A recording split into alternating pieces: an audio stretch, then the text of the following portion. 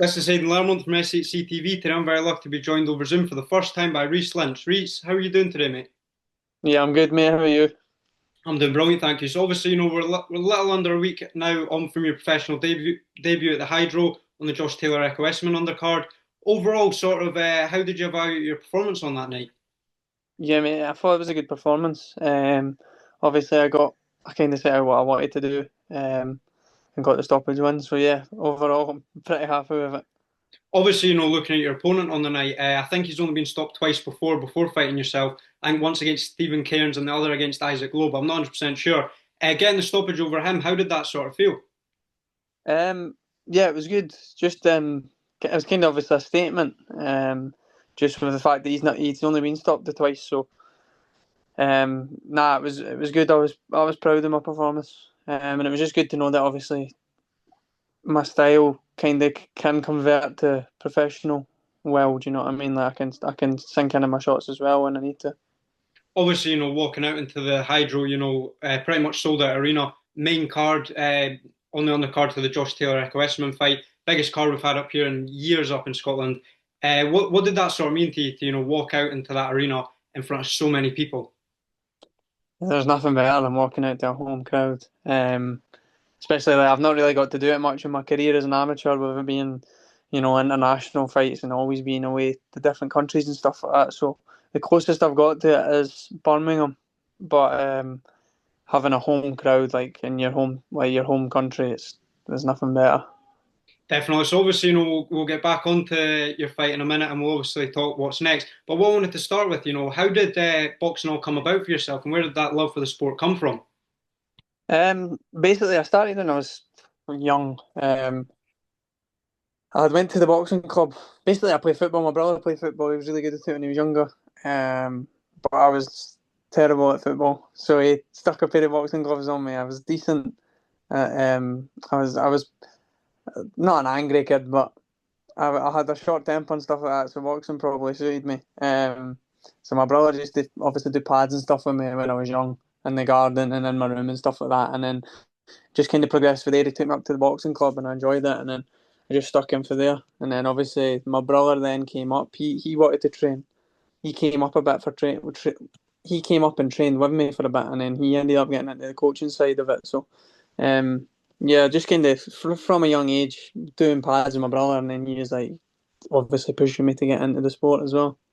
Obviously, you had a brilliant amateur career, tremendous amateur career, Commonwealth gold medalist, world bronze. So overall with your amateur career, how did you sort of evaluate it and how do you feel, what accolades sort of stick out to yourself? Yeah, I had a good amateur career. Probably one of the most successful in Scotland. As a Scottish amateur boxer. Along with like obviously Sam Hickey and your Dick McTaggart and stuff like that. Like I've kind of put my name up there, especially with the world bronze medal. Put myself in the argument of being one of the best Scottish amateur boxers in the world. So in Scotland.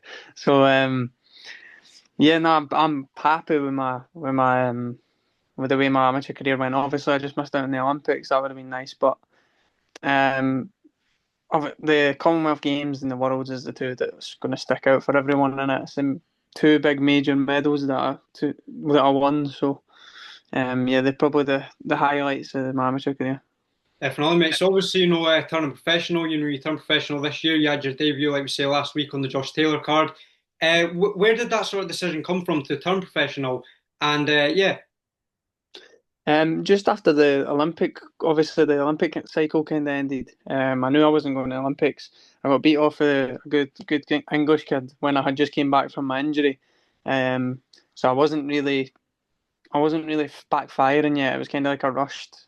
It felt like it was like rushed trying to get back into it after being out for so long with obviously my broken ribs that I had. So um, yeah, after that, and I knew that I wasn't going to the Olympics. It was just like there's no point sticking around for another 4 years and like maybe not even going to the Olympics because obviously there was the question marks around if it was going to be in early. So it was just after that it was like start looking elsewhere, start trying to progress in my pro career.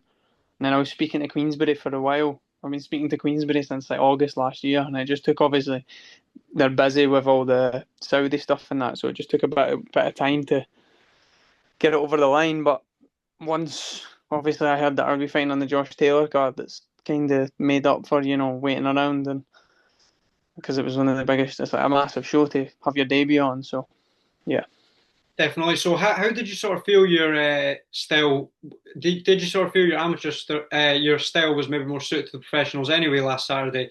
Yeah, how did it sort of feel going from 12-ounce gloves to the 10 ounces? Yeah, 8 ounces, 8 ounces, yeah, that's it, yeah. Um, nah, it's different, completely different. Obviously, there's a lot smaller. You don't want to be getting hit off them gloves. Like compared to amateur, like when you get hit with amateur gloves, it's more annoying than anything. But even just getting tapped with them 8 ounces, you feel it's sore. Do you know what I mean? So you don't really want to be taking too much of them. But I'd say my style's adapted pretty well to the professional game. Obviously I've had like a year, well not a year, but I've had like half a year to develop into it and kind of work towards sinking down on my shots. And me and my brother Ped, we've been working on it every time we're in the gym, grafting, getting used to that kind of sitting down on the shots and try to hurt people. So no, I feel like I'm adapting well to it. A lot of people probably didn't expect it from me as well, just with being the style of fighter that I was as an amateur, like the point scoring, moving around elusive. But I think a lot of people were expecting that in the pros, but it's a different game, isn't it? Definitely. So obviously, like you say there, a number of Scottish fighters that we've got coming through, all turned professional around at the same time. Like you mentioned earlier, Sam Hickey. We've got Drew Limond. Alex Arthur Jr. recently on the card as well. A lot of talent coming through. Yeah, how does that sort of feel to be one of the main sort of fighters in that whole crop of talent coming through?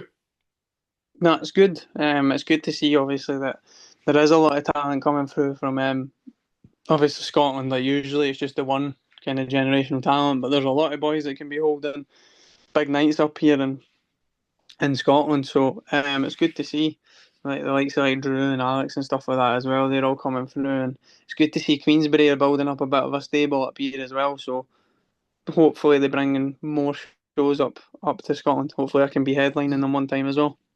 Definitely. That's one thing I was speaking to Josh about in the build up. Obviously the Scottish talent up here kind of get starved of being on these big shows because there isn't necessarily that many up here. So it'd definitely be great to have a lot more up here. And obviously, like you say, Queensbury Stable got a number of fighters, including yourself. Yeah, how much would that mean to you to main event a card up here one day? Well, that'd be brilliant. That's what you dream of, innit? Like even fighting at a hydro or something, especially if it was for a world title or something like that. It'd just be different level. That's what I want. That's what I want to be doing. I want to be having my own headlines up here, and hopefully having the generation after us coming and fighting on the undercards. So that's what I look. That's what I aspire to be, and that's what I aspire to do. On top of that, so are there any other aspirations in your career as well? Obviously, you mentioned there you want to win a world title. You want to obviously be headline one of those big names up here in Scotland. What other aspirations do you sort of have as a professional boxer? Just obviously similar to anyone, like win world titles and hopefully one day be undisputed. Just kind of following in the footsteps of Josh. Um, Kind of winning that he's been there and done it all. He's completed boxing really into at 140, so just kind of similar to that, and obviously just being a role model for people that are coming up as well. You want to be someone to look up to for all these other boxers that are coming through, and hopefully like being that kind of guy that can get people into the sport. Definitely. Obviously, you mentioned there Josh Taylor. Obviously, your fight was on his undercard. Did you see much of the fight with Ekow for the main event? Yeah, I sat down and watched it ringside. Kind of just I went to see my family and then went down back for Josh's fight. What did you sort of make of the whole fight? Obviously, a brilliant fight of two halves with Josh starting strong and then Ekow coming into the fight later. I'd say probably the right decision. What would you say? What did you think of the fight? Yeah, I thought it was the right decision. I think by the time it was going into the after the 10th round, I probably had at a draw, and then I would have gave it to Ekow Essuman winning the last 2 rounds. Kind of, I think similar to Carol Frampton. I think Carol Frampton had it roughly scored the same way as me. Um, yeah, I just thought Josh obviously started really well, and then he kind of seemed to fade. and I don't know if it's just his age or whatever. But hopefully he's back after that fight, and hopefully he can get some more headlines back up here. Definitely. And then, yeah, last one for me. You got anything you want to promote? Anything like that? Social sponsors, anything like that?